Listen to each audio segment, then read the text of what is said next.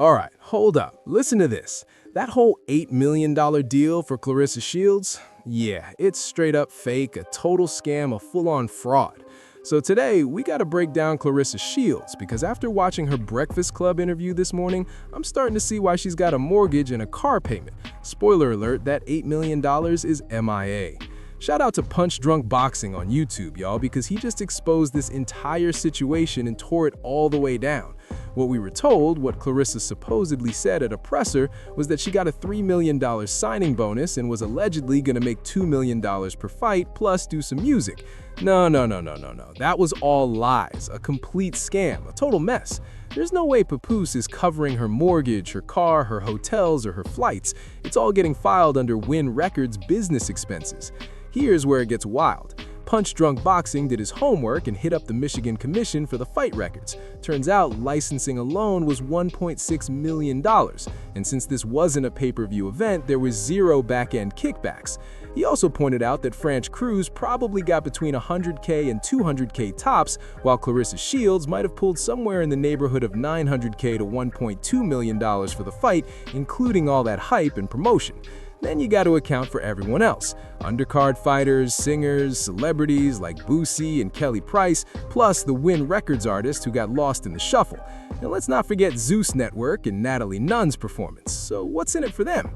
Claressa's tied to Salida Promotions and Win Records, so they got their cut too. So the claim that Claressa Shields is the highest paid female boxer, not true. Punch Drunk Boxing laid it all out. The biggest purses in women's boxing go to Amanda Serrano and Katie Taylor at $9 million each.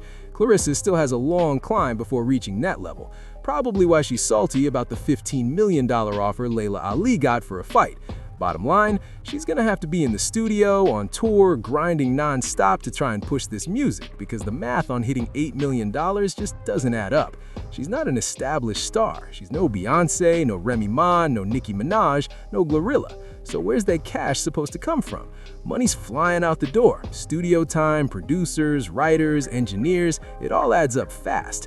Honestly, I'm baffled why she's going this round, but it makes sense when you look at the opponent she's being matched with. They're not big names, not ticket sellers, not the ones bringing in the payday. Oh girl, listen to this. I'm willing to bet Shadisha Green is about to cash a way bigger check with ESPN and MVP promotions than she ever would have facing Claressa Shields. And that might be exactly why some of these female fighters are ghosting Claressa. They know the payday is just too small. They see the numbers, they know the Detroit grind is real, and they watched what went down with Franchine Cruz at the weigh-in. Something in the milk just ain't clean, y'all. It's screaming for an investigation, like somebody needs to look into the mess that went down that day. But of course, the PR is out here spinning it like, oh, Claressa Shields signed an $8 million deal. But newsflash, there's no $8 million anywhere.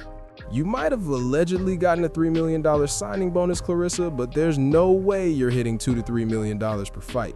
Realistically, you're somewhere between $900K and maybe $1.2 million max. But after paying everyone else, it's probably closer to $1.1 million. Hot mess express, y'all. Hot mess express. Meanwhile, Claressa's out here doing media rounds, Breakfast Club, Angela Yee, making it look like cash is raining in. Meanwhile, the real money, it's with the other female fighters who don't want anything to do with her, or if they do, they're doing it on their own terms through their promotions because they know that's where the bigger purse is. Claressa's out here lying on Breakfast Club, claiming she's the big draw, but that's not the tea. Other female fighters out here are the real ticket sellers, the real draws. Claressa's banking on her fan base to sell this narrative that she's bigger and more successful than she actually is. But girl, she's about to get the biggest egg on her face when a legit fight either comes together or doesn't this summer. I also gotta wonder if Katie Price in London has already scoped out some other fighters to secure a bigger purse than the weak offer that Claressa's about to get. This is a terrible look, and I really don't get why Claressa is so addicted to the internet when it keeps exposing her lies. We seriously need Punch Drunk Boxing to hit up Little Caesars Arena and get the official box office numbers. How many people actually bought tickets? Was it really 18,000? 17,000? What's the real count of swipes at the gate for this fight? This whole thing is giving straight up stunts and smoke screens. We need to peel back the layers and get to the truth behind all this tape for real. But let's be honest, it's a hot mess. Claressa Shields is out here caring more about public articles, while low-key, Papoose is out here exposing the plot. See, he kinda cap on 50 Cent's supposed $100 million Planet Hollywood deal, even though AP News, Planet Hollywood itself, TMZ, and every verified publication reported it. Nobody actually runs with fake stories that big because they don't come to fruition. They know 50 is building that massive production studio in Louisiana, so the hype is real. But the fake news? Nah.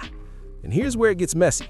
Papoose exposed the PR game planted about Claressa's $8 million deal, claiming it was the biggest in women's boxing history, but the numbers just don't match. It's screaming that maybe there isn't even $8 million, which is exactly why Claressa's out here pushing all this music. But let's be real, the streams aren't going to cover what they think they're going to make off someone who isn't established in music. Ari Lennox even played in her face, telling her to drop that foolishness. Claressa's clearly not reading the room. People are laughing, playing games, and it's going to be interesting to see how it all unfolds. Now, we'll see if 50 Cent decides to get petty and sue Claressa, but maybe there's nothing to sue over.